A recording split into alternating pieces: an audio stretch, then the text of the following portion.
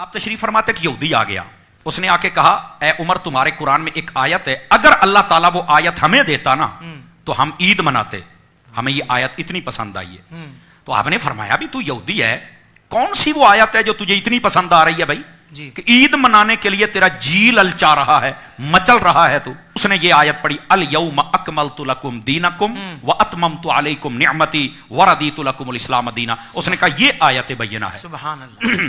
یہ آیت اگر اللہ ہمیں دیتا تو ہم عید مناتے. میں ناظرین کے لیے بھی بتا دوں اس آیت میں کیا ہے کہ وہ عید منانے کے لیے تیار ہے. اور میں وجہ یہ ہے, اس آیت میں اللہ نے اپنے حبیب مکرم صلی اللہ علیہ وسلم کو بتا دیا ہے کہ محبوب تیرا دین مکمل ہو گیا ہے, تمہارے لیے دین اسلام کو پسند کر لیا ہے, تمہارے اوپر نعمت ہی مکمل ہو گئی ہے.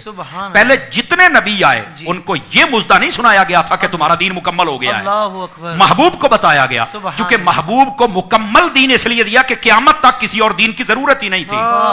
تو اعلان بھی خود رب نے فرما دیا تھا. کیا بات ہے, سمجھ آ رہی نا؟ سبحان اللہ. میں صدقے. اچھا اگلی بات توجہ طلب ہے. حضرت فاروق اعظم نے جب یہ سنا اچھا یہ آیت ہے کہ تو عید مناتا, آپ نے کہا کتنی عید منانی تھی؟ کہا ایک.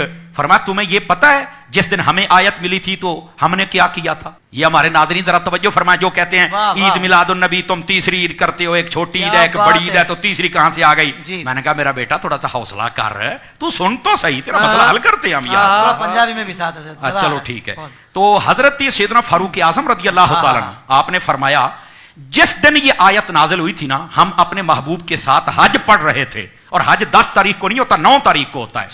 سمجھ آ رہی نا؟ 10 تو یوم النحر ہے نا, آپ نے تو حج کیا ہوا ہے.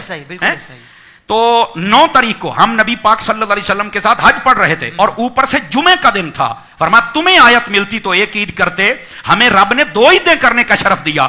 ایک حضور کے ساتھ حج ہو رہا تھا, ہماری وہ بھی عید تھی, اور دوسرا جمعے کا دن تھا, ہماری وہ بھی عید تھی, اور اوپر سے یہ ایک آیت مل. تو حضرت فاروق اعظم کو تو کسی نے نہیں کہا کہ نہیں عیدیں تو 2 ہوتی ہیں, تو آپ نے یہ عید کہاں سے بنا لی؟